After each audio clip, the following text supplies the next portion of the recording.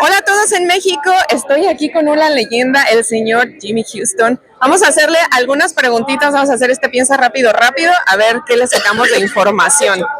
Okay. ¿Habla inglés o español para mí? ¿Habla español? Sí, habla español. Bueno, entonces le voy a preguntar. Entonces le voy a preguntar en español y voy a hablar muy rápido a ver si me entiendes. Un poco, no.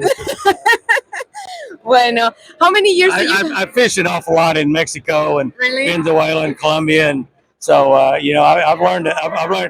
But what I've learned in Spanish is all local to wherever I happen to be down there. And it's a lot different, say in Venezuela than it is in Mexico or in Colombia. And so what did you learn? Un tequila, por favor. Oh yeah, I've learned a lot. Okay, how many years do you have on the fishing industry? I don't drink, so but I know all the alcohol words. I have a lot of friends that do. And bad words for you know, we've been doing Jimmy Houston outdoor television for 48 years, so a long time, and we were on ESPN for 21 years. We're back on ESPN, and so we actually, in reality, are probably the best known American fishermen in South America, totally Venezuela, Mexico, because of ESPN, and because we've been on there back on there for the last 4 or 5 years. But for a long time, the only American fishing shows that was shown in Mexico was the ones that was on ESPN. Yes. And we were on there year round for 20 some odd years. So wow. Yeah, a lot of Mexican fishermen grew up watching. Yeah, we fished the lakes all over Mexico. I probably fished, I don't know, maybe at least 20 or 25 lakes in Mexico. A lot of them. A lot. Yeah, and what's your favorite one there? I don't know. I like Sugar Lake a lot, and one of the reasons I like it a lot is it's very close to the United States. It's just across the border, about 20 miles. And how can you not name a lake? How can you not like a lake that's named Sugar Lake? I mean, come on. Okay, think fast. Soft or hard lures? Think fast. Spinnerbaits. Yeah, that's a good answer. I love them all. I love them Yeah. all. Fishing lures are kind of like women. They're all beautiful. Oh, thank you. That's a good answer.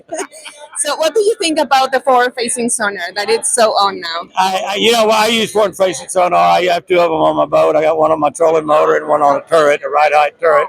So we've been using them for a long time now, 6 or 7 years. And they've changed the game dramatically. They've allowed us to catch some fish that no one was fishing for. The only negative part is I see a lot of people, particularly younger fishermen, that they don't really learn how to fish. And basically, when you're fishing for some of the fish that we fish for with forward-facing sonar, we're fishing for fish out in the middle of the lake that no one is fishing for, that are suspended near the surface, 10, 15 feet from the surface, and you're actually hunting those fish. And once you find them, you catch them. It's kind of like hunting deer or turkey. You make that one shot maybe. Yeah. And see how you're finding that fish, and maybe you have one shot. And it not only works for bass, of course, crappie, white bass, muskie has changed. Muskie fishing, which is great down in Mexico. Lots of muskie. Yeah? No, there's no muskie. I was like, really? There are no muskie in Mexico. But we have muskie up north, and they used to call those the fish of 10,000 casts, because people would fish all summer and maybe catch 1 or 2 or 3 muskie and throw these big giant baits, and you're trying to catch a fish that's 45, 50 inches long. It's a giant fish. But now we find them, and we find them with that sonar, forward-facing sonar, suspended just like bass, 10, 15 feet from the surface, and bring a lure over the top of them when we catch them.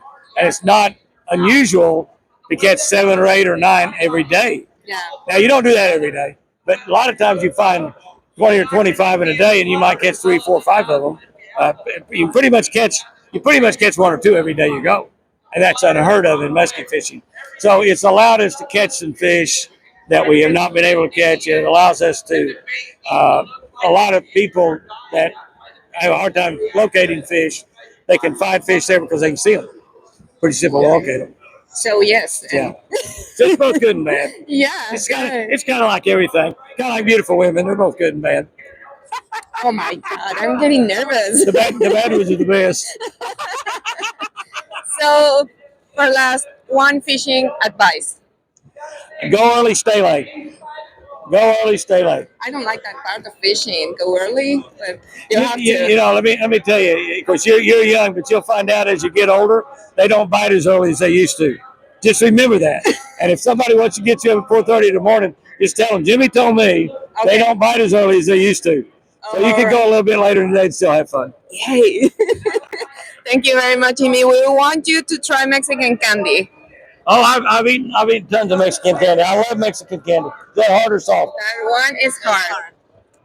I'm gonna do it. A I'm little gonna do bit it. spicy. A little spicy. A little bit, not too much. What's that? What's that one?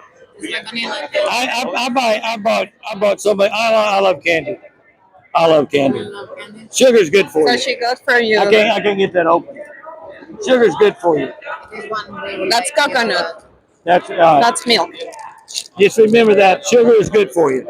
Yeah, okay. That's Get a up card. early, get sugar, That's a for card. facing Move sonars, it in. Move it in. spinner baits. Okay, learning a lot from That's you. why God invented kissing.